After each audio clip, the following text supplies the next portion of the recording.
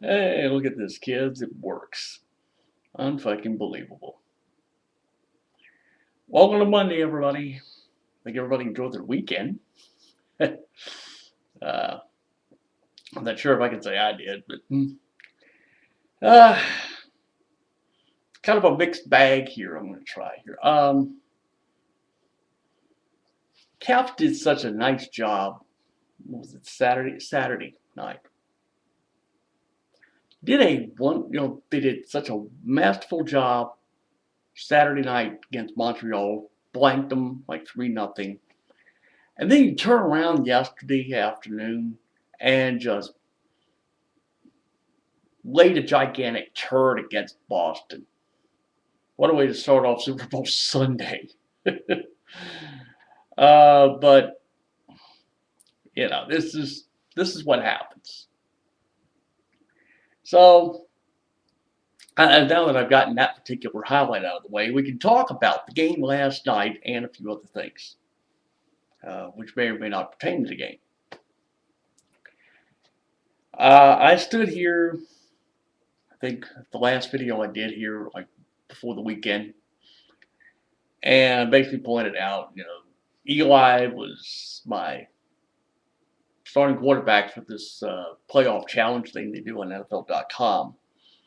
And he didn't disappoint me. I said, look, I wasn't going to win any money out of this. I was already out of the money, I think, by the first round, but I was still going through with this. I stood here, I think it was Friday, said, this game was going to be one hell of a game, and it did not disappoint. Just to be completely honest, it did disappoint. For a moment, for a moment, they thought they were going to see New England pull this out for a brief moment. And, let's be honest. This was like 4 minutes left in the game. Wes Welker catches this ball, game's over. And Eli doesn't even do a comeback.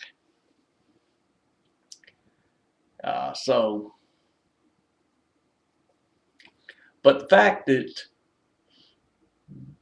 the Giants wound up scoring basically a gimme, if you look at the tape, it's just a flat out gimme, you know.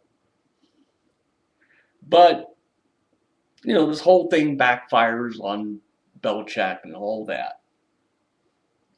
So, you can now say uh, Eli deserves to be mentioned in the same breath. I would say you can mention him with Elway, you can mention him with, well, maybe not Joe Montana. A few more rings, we might get to that conversation. But I forget what the line was. Is naive savant. I think was what they used to describe him. I thought it was an insult, and then I stopped and thought about it for a moment. That, somehow underneath that exterior, this is the guy you don't really screw with. So now he has more. Now he has one more Super Bowl ring than his brother. Uh, Short note here. I'm going to say this again. This is for Redskins fans. If you're thinking Peyton Manning's going to come here to DC, you're far more delusional than most people think we are.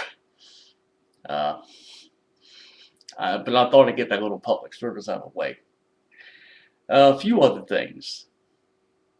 The catch Mario Manningham does, which I'm telling you, you've seen this. The concentration on his part, trying to get 2 feet down, that's a hell of a catch. I don't know if you equate that with the David Tyree catch 4 years ago, but if this might be slightly better, I don't know. Uh, the Tyree catch was more dumb luck than anything. This was absolute skill. Uh, so we have all of that. And of course, what is a Super Bowl without a Super Bowl halftime show that just gets people talking? Uh, I won't go into, not specifics. That's not the word I want to look for. Look, the NFL really does not know how to do a halftime show. They really haven't. It goes back 20 years. They just don't know how to do it. And when they've, gone anal retentive, it comes back and bites them in the ass. Last night's no different. Okay. The only song they would have recognized from Madonna was Vogue. You kind of knew you were in trouble at the start of this when you like reenact a scene in the movie Cleopatra. It's like 20 Roman centurions. I don't know, half of them might be gay, the other half might not even give a shit, but you kind of knew you were in trouble with that. But where the shit hits came about, I think maybe 6-7 minutes in. Trying to think of 6-7 minutes in. There were these two chicks that were dressed also in the centurion outfit. There was a white chick and a black chick. Black chick, I'm sorry. She goes by the name MIA. Nobody knows her real name. At one point, and this is clearly on camera, she flipped this to America. I mean, she flipped the bird. It went by so quickly, I don't even think anybody really noticed. But, NBC had to stand there and blur it, for a brief instant. But, the damage was done. Now, I don't know if NBC's doing damage control or not, but once again, it just shows you the NFL does not know how to do a Super Bowl halftime show, and probably never will. I'm of the opinion you might as well just get rid of the halftime shows. Just let all the other networks counter program, which is how all this starts. This is a message to the NFL. If you're Roger Goodell, it's bad enough you got a Pro Bowl that fucked up, and no, I did not watch the Pro Bowl. Bad enough you got that. Now you've seen after last night, you don't know how to do a Super Bowl halftime show. Don't even try. Just stand there and tell people, hey, we're not going to do this shit. We'll just turn it over to whatever network does the Super Bowl. Let them do a halftime. Let them do a halftime roundup and all that. And just leave it there. What do you do in this world? All it does really is it detracts from, what I said before was a hell of a game. They are getting, these Super Bowls are starting to get good as of late. So, at least that's something you can hang your hat on. Yeah, I know. I'm wearing a UVA sweatshirt, even though they lost Saturday. Yes, Saturday. Lose to Florida State. They were sitting. They had a number 16 ranking, and it happens. I mean, I understand it, but at least you can take some solace in this.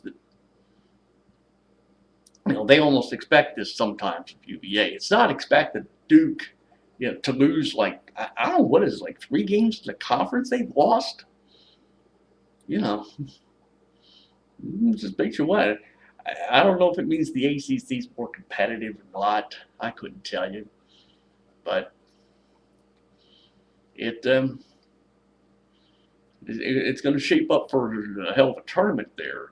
What, 4 weeks, 4 or 5 weeks, whatever. Anyway, that takes care of all of that. We'll wrap this video up here because I don't know. This picture just keeps jumping.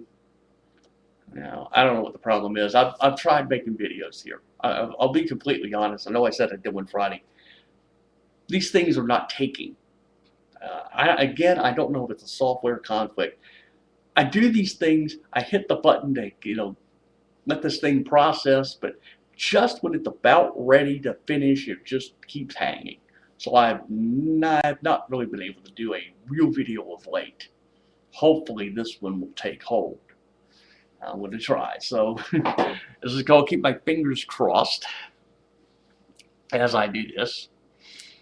And thank you. And we will say, adios, motherfuckers. Enjoy. Hopefully this video will process and you'll all be able to see it. And if you do, just try to understand we're 3 weeks or so away from pitchers and catchers showing up spring training in, I don't know, 4 weeks, 3.5 weeks, something like that. Daytona 500, I believe, with today's the 6th. Today's the 6th, and it's the 5th. It's the 26th. Thank you. I was trying to remember. It's the 26th this year because we're doing a leap year. You know, one extra day on the calendar, and NASCAR tries to get all of this straightened out. You know, they have their schedule straightened out a certain way, and if you don't do it, it's a complete and total fuck up. So the Daytona 500 is like on the 26th. Normally you would have thought, okay, it would have been the 19th, but they push it back a week. It's leap year. All right, I'm done, and this thing's aggravating the shit out of me.